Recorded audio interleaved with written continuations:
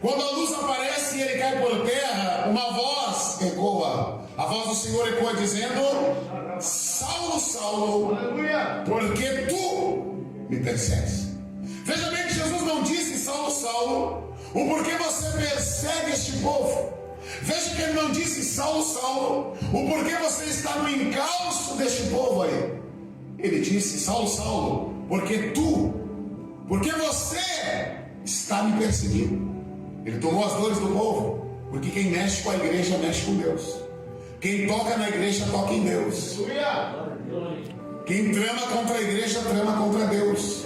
Quem se levanta contra a igreja está se levantando contra Deus, porque a igreja tem um dono, e este dono é o Senhor Jesus Cristo, e Ele peleja pela sua igreja, Ele cuida da sua igreja, Ele zela pela sua igreja. Nós estamos em boas mãos, porque nós estamos nas mãos do Senhor. Então Deus está prometendo a Abraão, mas para que Abraão tomasse posse dessas promessas, ele tinha que se dispor e sair da sua parentela, da casa de seu pai.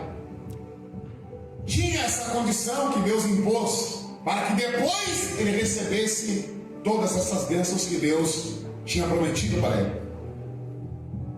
Então, meus irmãos, vamos iniciar aqui a chamada de Abraão. Abraão, pai exaltado.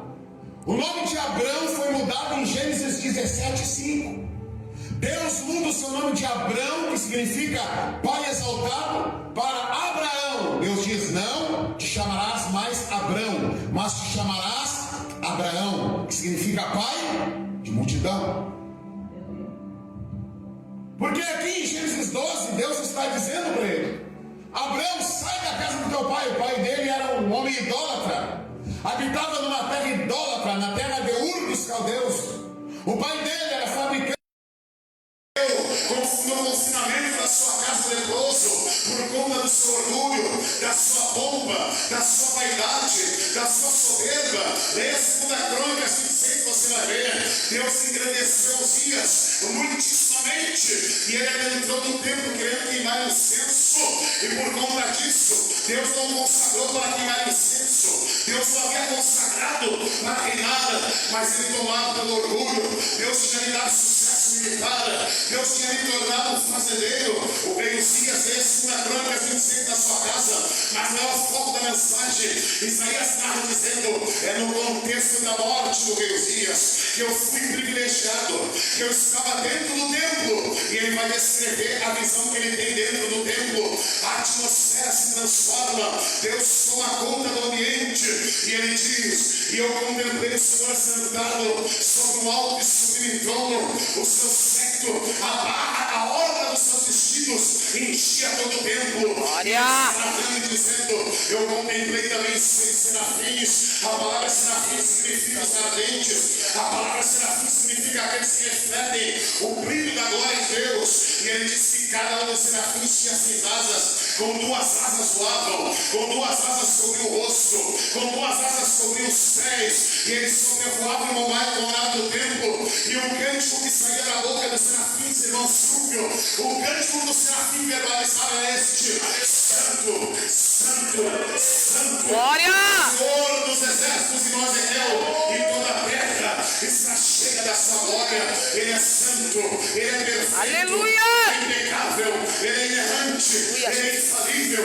Nós só estamos de pé por sua graça, nós só estamos de pé pelo seu favor, nós só estamos de pé pela sua misericórdia. Jeremias, Lamentações 3:22 diz: as misericórdias do Senhor são a causa de não sermos consumidos. Obra missionária, e nós vivemos em um país livre chamado Brasil, onde em horário nobre temos plena liberdade de abrirmos as portas da casa do Senhor e nos reunirmos para prestarmos o nosso culto a Deus. Portanto, essa noite valorizemos a cada instante em que estamos aqui dentro na presença do Senhor. Aleluia, Jesus, glória a Deus. Só não recebe a manifestação de Deus quem fica indiferente ao mover e ao agir do Espírito Santo. Só não recebe, querido pastor Eliseu, a manifestação de Deus aquele que se acha grande demais. Esse permanecerá vazio, mas aquele que reconhece que é pequeno e depende do azeite do Espírito Santo, ele vai fazer transbordar o teu cálice hoje.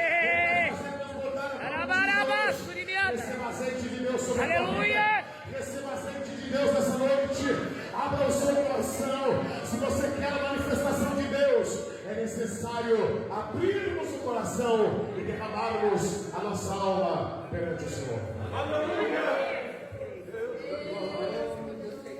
Quando o menino Jesus nasceu, os magos levaram presentes, dádivas ao menino Jesus.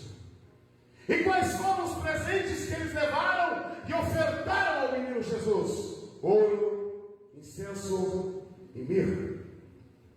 E cada um desses presentes no mundo espiritual tinha uma significação muito importante e apontavam para o ministério terreno daquele menino que ali estava.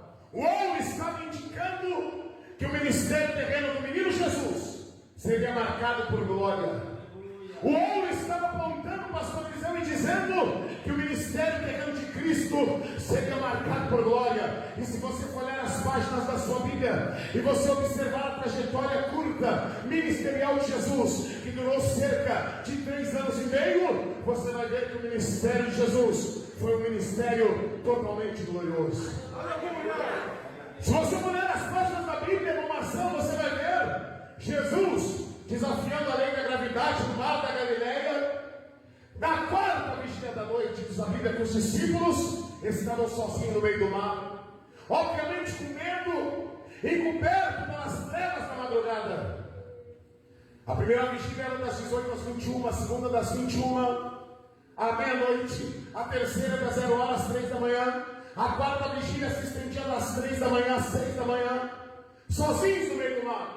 Os ventos eram contrários sobre a embarcação dos discípulos. Qualquer um ficaria aterrorizado, qualquer um teria medo.